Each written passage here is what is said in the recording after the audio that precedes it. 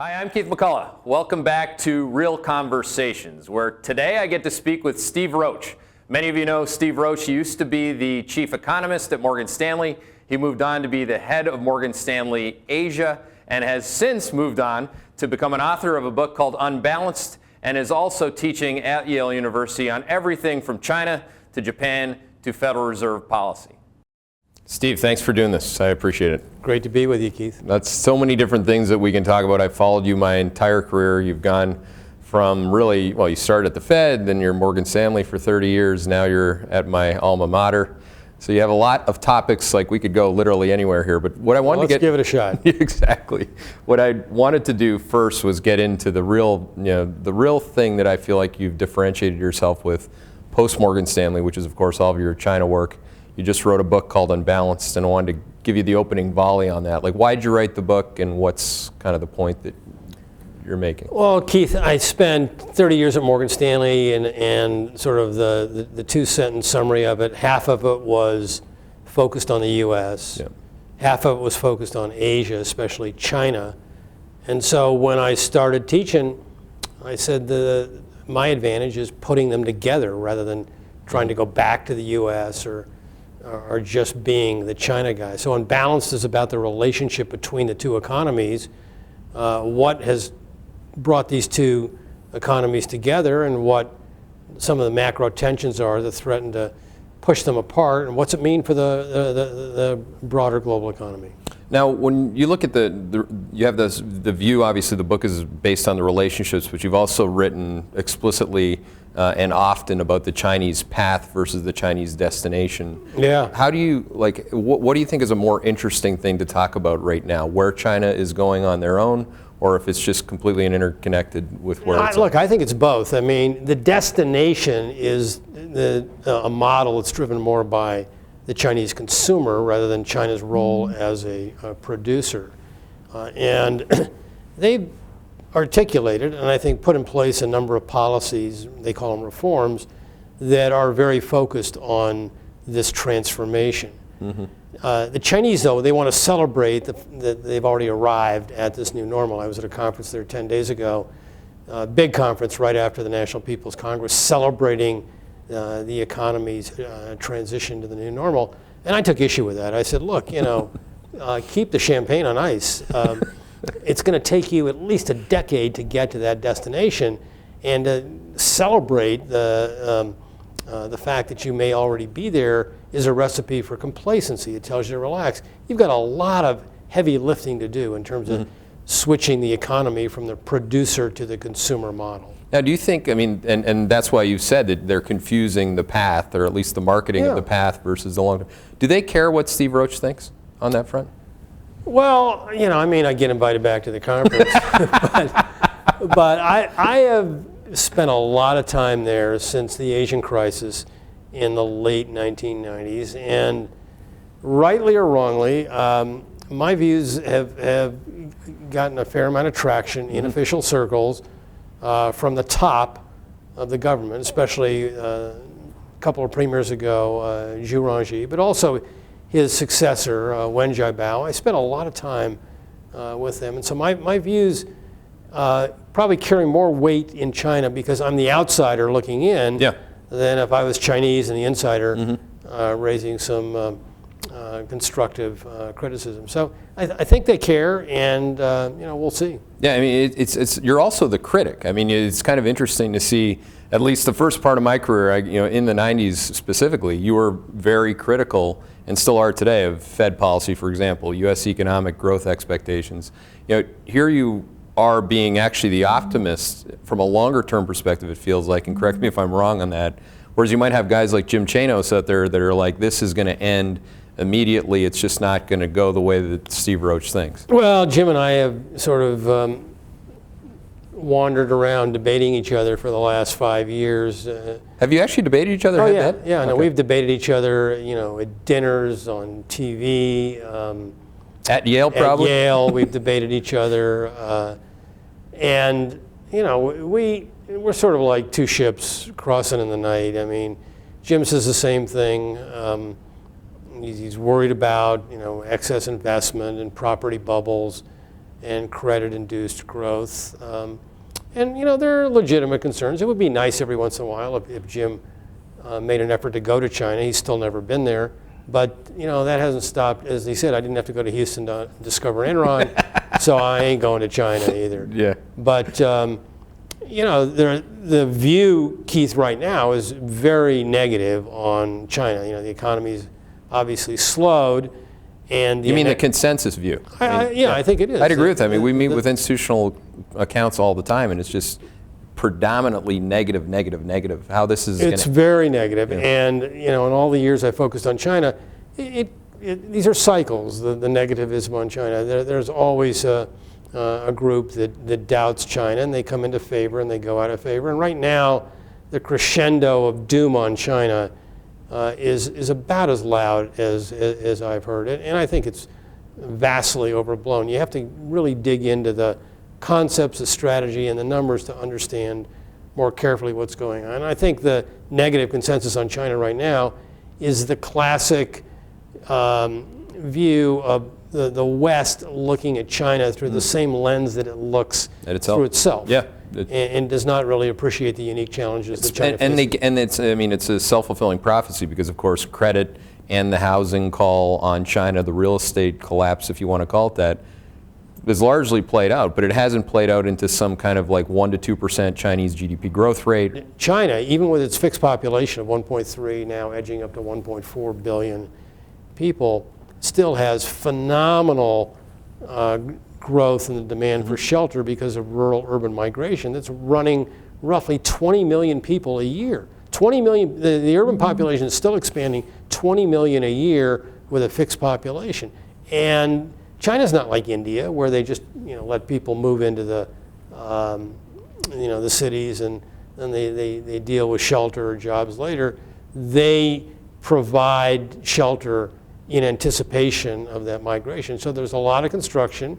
From time to time, it looks empty, but they build in anticipation that urbanization, which today is, say, 55% of the Chinese population, goes up to 65 to 70 between 2020 and 2030. And that's going to take a lot of construction, a lot of infrastructure. Not all of it's going to be perfectly allocated. There'll be mistakes along the way. It'll take a lot of credit to get the construction done and the shelter inhabited. Not all of that's going to be managed perfectly. But the transition from a rural to an urban, city-dominated society, at best is halfway done. So if I were to boil it down, would you say that migration to urbanization and per capita consumption rising are the two longer-term things, or am I missing something? Really I'd add two more to that. Those are right, but I would add developing the services sector, because that is embryonic in China, and that's got to provide the employment, because you don't just move people into cities without thinking about gainful employment. And if you study the history of urbanization, what brings urbanization alive as an economic phenomena is really the services-led employment. The services sector in China is the most rapidly growing sector right now. The 12th five-year plan, which ends this year, had targeted services to be 47% of GDP by the end of 2015. They hit 48.2 last year. So they're above plan. But at 48, they're still too low. This number should be 60 to 65%.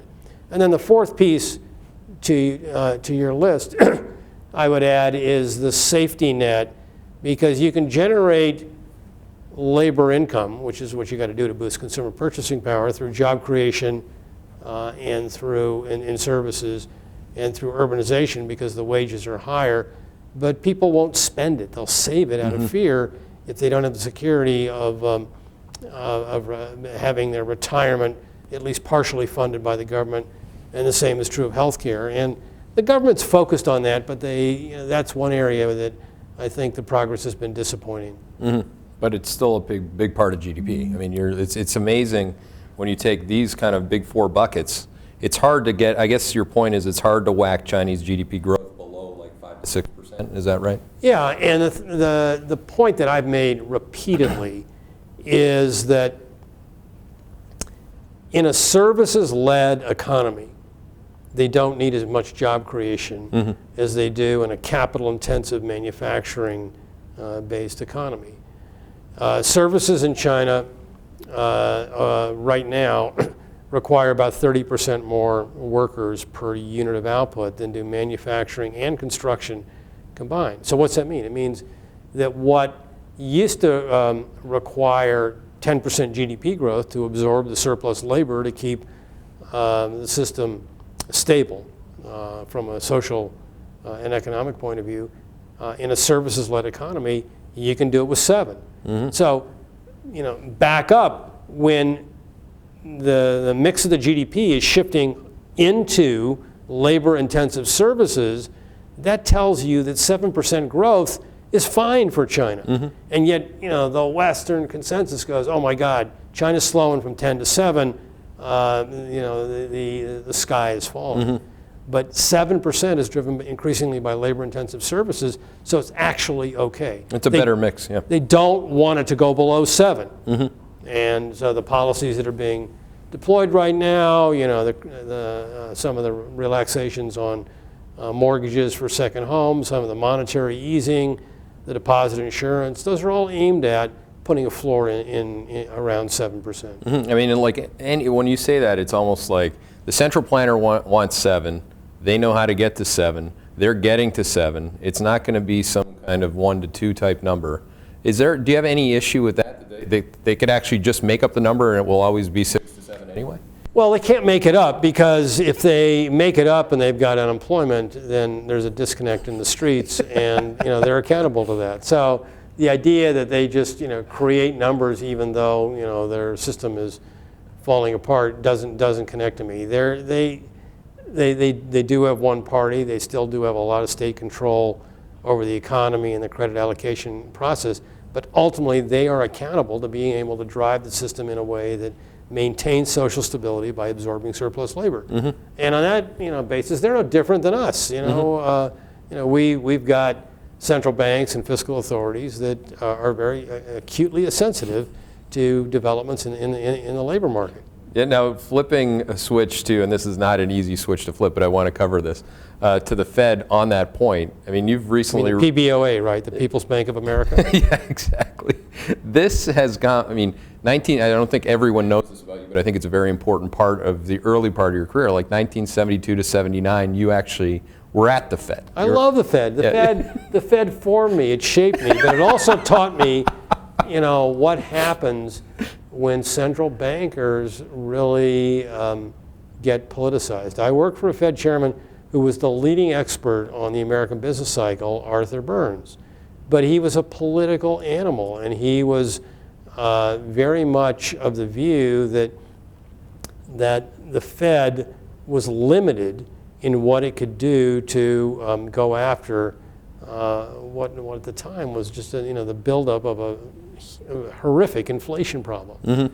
And so I was part of the group that put together all the materials for Arthur Burns to support his case that inflation was deeply embedded in sort of the institutional fabric of the system and was not something that you could do to counter through monetary policy. And Paul Volcker, basically came in and said that view is dead wrong. Yeah. And so what I took away from that experience, Keith, was just that when central bankers get co-opted by their political overseers and try to make excuses for running their economy and for creating shortcuts to economic growth, as Greenspan did it repeatedly by blowing one bubble after another, that's when monetary policy gets corrupted. And I learned that in the 70s, and I watched with great dismay how different Fed chairmen, post-Arthur Burns, but especially Greenspan and Bernanke, were always going for shortcuts to economic growth through asset bubbles. And that's a tough lesson, and it's a tough legacy. Now, how tough though is that for Bernanke, relatively speaking, to Greenspan? Greenspan, as you know, had the biggest demographic spending boom behind him in the 90s. He could tweak, he could move, he would raise rates too. I mean, he'd go both ways. But Bernanke, he basically had only one path, which was, you've written or you said recently, you said, look, central banking has lost its way. Did you mean that Bernanke kind of lost the entire way, or it's been losing its way since you walked out the door? No, I had nothing to do with that. I mean, if I think I also wrote in my book that, if Greenspan wasn't around, the markets would have found somebody else done the same thing that Greenspan did. But Bernanke did some really interesting work as a professor, as an academic when he was at Princeton. He and his colleague Mark Gertler of NYU really wrote a lot of articles that tried to make the point that monetary policy should not be used to address asset bubbles, and that the appropriate stance for the central bank was to let bubbles rise and fall and then use all the power, the ammunition of the policy arsenal to clean up the mess afterwards. And I take tremendous exception to that. And Bernanke actually was the intellectual foundation of the view that Greenspan then adopted when Bernanke was first a Fed governor, locked onto that, and then made his famous mission accomplished speech in San Diego. I want to say that was in 2004, saying, see, everything is fine, and our view of dealing with the bubble after the fact through judicious monetary policy has been vindicated. Well, as he was making that mission accomplished speech on the aircraft carrier version of a similar mission accomplished speech we heard from a former president, the system was sowing the seeds of the biggest bubbles that almost brought the system down. Well, it's kind of interesting. I mean, you said the Chinese talk about the new normal now. I mean, it was Bernanke who introduced the new normal of no volatility come 2006. Great moderation. Yeah, it was great, wasn't it? Yeah. Now, he's blogging now. Does that surprise you? It does surprise me. I think everybody has the right to use the new media and to blog and to tweet, and it's great that he's out there to stir the pot up. But he seems to be trying to defend all the positions he took, and if he's honest about being a blogger, then I would hope that he would engage in a debate from those of us who might take him on some of these issues that he needs to respond to. And I think he's already engaged in a little bit of push and shove with Larry Summers on secular stagnation. And who knows? I may have some time. I might throw him one or two myself. And that's really, I mean, he engaged quickly with Summers. So I mean, I don't see why he wouldn't be forced to objectively and intellectually engage with you. What would you say to him? Like, what would be your first? I don't want to ruin your shtick here, but I mean, what would be your first line of attack on Bernanke to hold him to account if you could possibly get him to debate? Oh God, I mean, there's such a long list there, Keith. I mean, the idea that the Fed should be running policy with an aim to boost real economies through speculative excesses in asset markets, I think was always a disaster. It was a disaster under Greenspan, and it was a disaster under Bernanke. So to use the wealth effect as the transmission mechanism for monetary policy, when the assets are prone to speculative excess because of overly accommodated monetary policy, I think it's just the wrong way to run the system. And I would challenge him a lot on that. And that's his legacy. I mean, he cannot write enough blogs to erase that legacy. Well, that's his legacy, and now, as he's moved into the blogosphere, maybe he has to respond to the criticisms on that legacy. And then, to up the ante a notch further, once you hit the zero bound, then to use quantitative easing to further underscore the transmission effect through asset markets, wealth effects, and then the inequality that fosters. I mean, the big issue of our time right now is income inequality. QE focuses on wealth effects, and the last time I checked, that are aimed at wealthy people. And so we've done a lot in boosting the markets for the 1%, but the Fed says, we're and Chair Yellen says this, we're very worried about middle-class American families not benefiting from this recovery. Well, hello. Yeah. If you're focused on wealth effects for wealthy people, should you really be shocked that the impacts have not trickled down to middle-class Americans? Well, this is where it gets, to me, it gets really interesting with Yellen. I was at Stern last week at the NYU Stern Investment Conference, and the conference was called, Investing in a Post-Fed World. And I thought to myself, well, this is a little ridiculous because the Fed is not going away. All you have is a different Fed where Yellen's actually dealing with a strong dollar, and all Bernanke did was devalue it. Now, her most recent testimony, she actually, Bernanke, as you know, didn't talk about the dollar, didn't want to take any responsibility with the dollar, didn't want to take the asset inflation born out of a devalued dollar. And now you have the rest of the world, effectively trying to do the same thing. The dollar's going straight up, and the first thing that Yellen says when she pushes back on no rate hike is the dollar's too strong. So where are you at on that?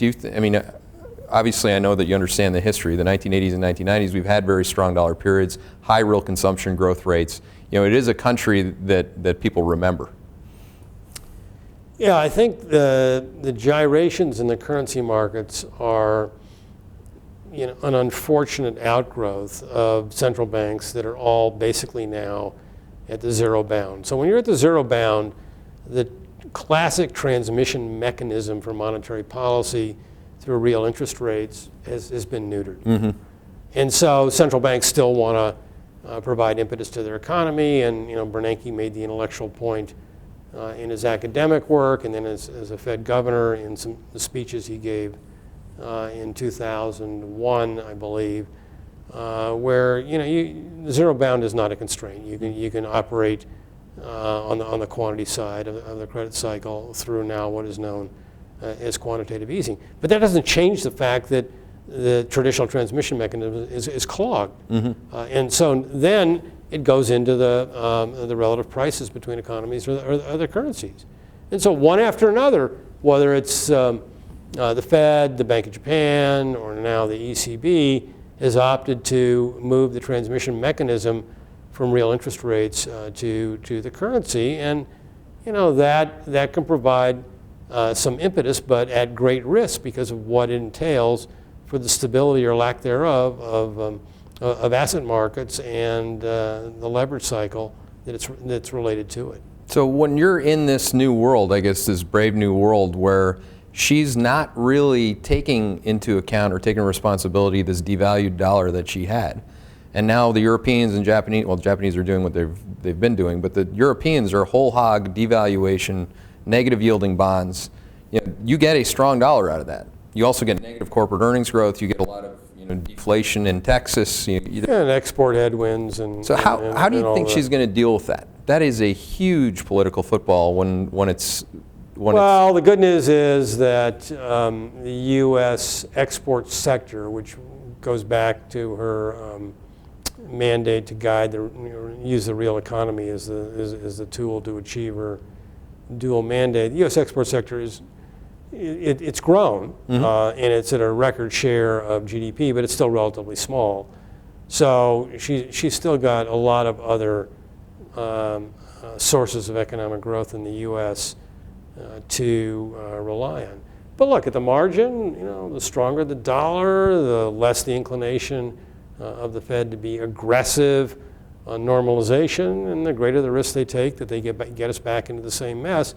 To me, this is reminiscent of what the Fed went through in 04 and 06. I mean, then 04 through 06 and early 07, then the Fed was steady in normalizing, 25 basis points, a meeting, but it was too incremental, and it did not stop the excesses from building during this critical pre-crisis period.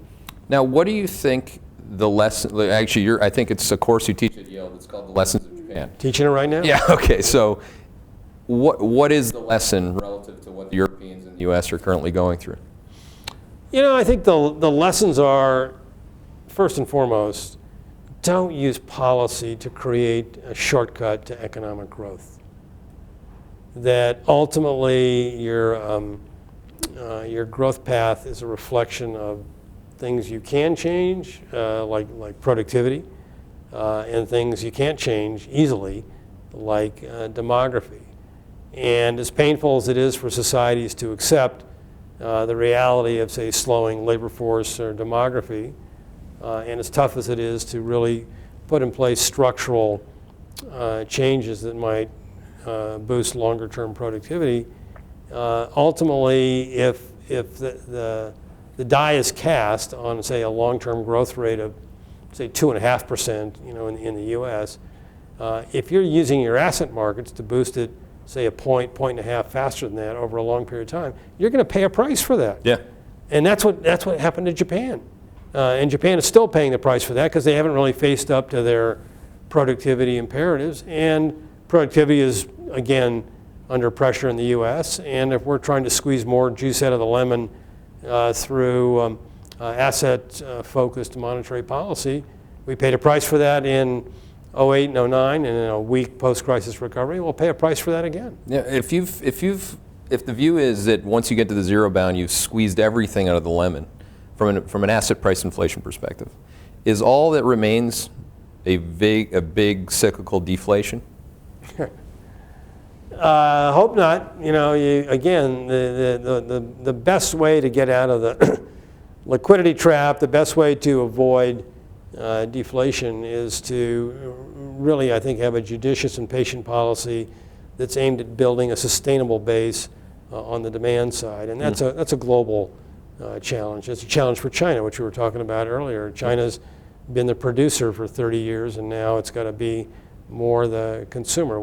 There's a lot of economic development that has been focused primarily on the supply side of the growth equation for far too long. And the imperative for China is really to deal with that imbalance on its own terms, but to focus much more on demand. Now, if the world has to ultimately go there, but in between, along the path, to kind of use your Chinese analogy, the path may be confusing, where you have it'll be risky and bumpy too. Yeah, exactly. Yeah. So you have, if you believe that inflation expectations hit all-time highs from an asset market perspective under Bernanke, what does the deflation path look like in between getting back to demand while you built all the supply that's based on an inflation expectation? Well, it all depends on where you start from. That's one of the big problems with the zero bound is the last thing a policymaker wants is to enter a difficult business cycle or economic period at the zero bound.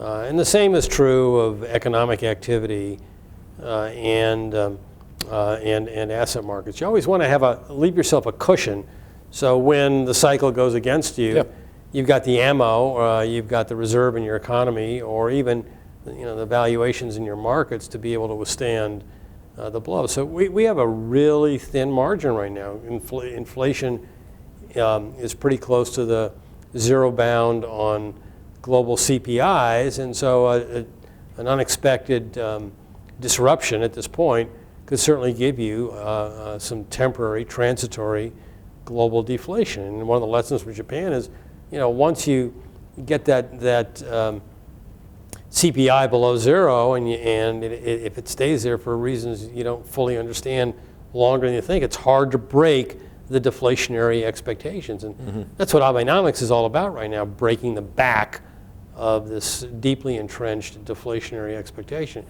So we're pretty close to that globally right now. It's a worrisome place to be, and the ammo we're using to avoid it is pretty risky too. I mean, you got Draghi, which is maybe one place where we can maybe wrap this up, but Draghi, to me, he looks so cocksure of himself, so confident that he's going to be able to arrest gravity or arrest, like you said, the demography is a huge issue, obviously, in Europe and as much as it is in Japan and the US.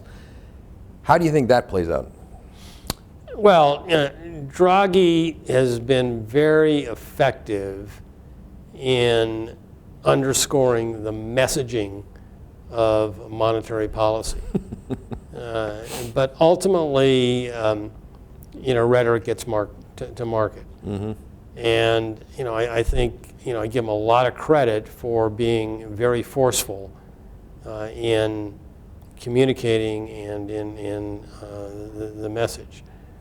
But will that be the glue that holds the monetary union together? Will that be the glue that keeps Greece in the monetary union? Will that be the glue that really fundamentally shifts inflationary expectations in the Eurozone from deflation risk to a more sustainable, whatever they want to call it, 2% inflation rate?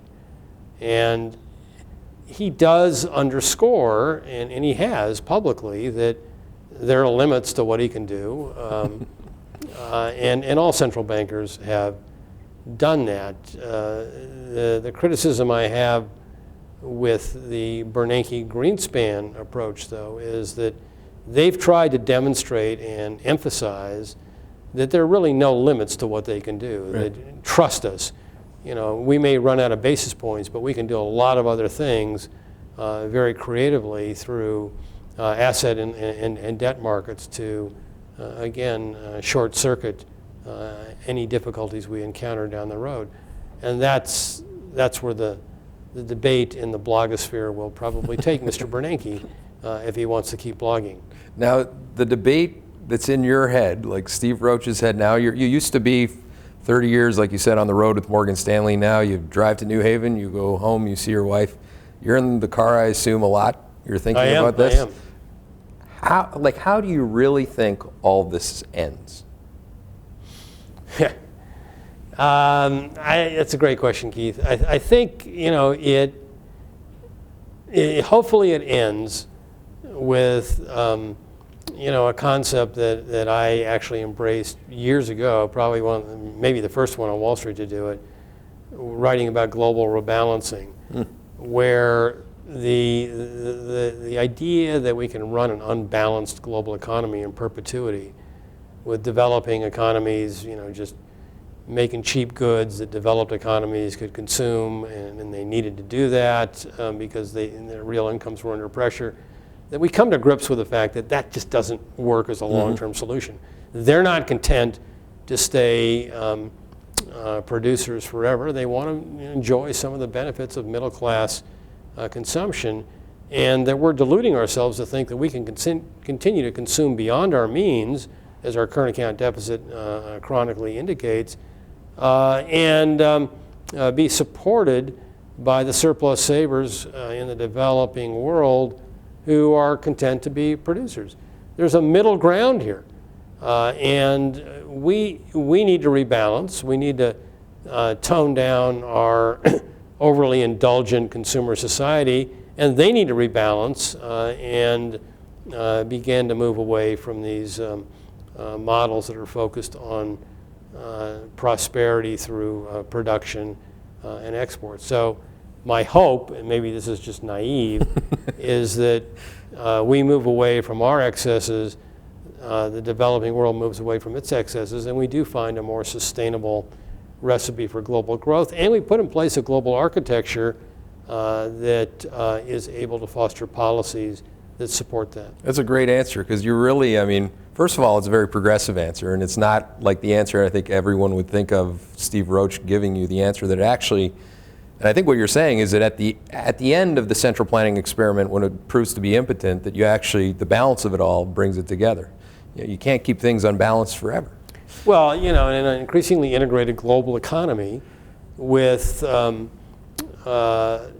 systems all over the world, whether they're free market systems like America, hybrid systems like they have in Europe and Japan, or one centrally planned systems like they have or have had in China, as the world embraces more of a market-based outcome, then the imbalances which have been fostered by reckless policies have to get addressed. They absolutely have to. Market-based discipline does not allow imbalances to exist in perpetuity without cost. 08-09 is an example of a system paying a real price for trying to run an unbalanced growth model recklessly with pathetic monetary and regulatory lapses for far too long. Well, thank you for your thoughts. Your thoughts are very balanced. I think that you've contributed a lot to the research sphere, and I'm quite looking forward to you blogging head-to-head with Mr. Bernanke. Yeah, I'm going to have to find the time to do that, yeah. All right. I'm Keith McCullough. He's Steve Roach. You can find me at Keith McCullough. That's my Twitter handle. You can find Steve somewhere in New Haven teaching at Yale University. Thanks.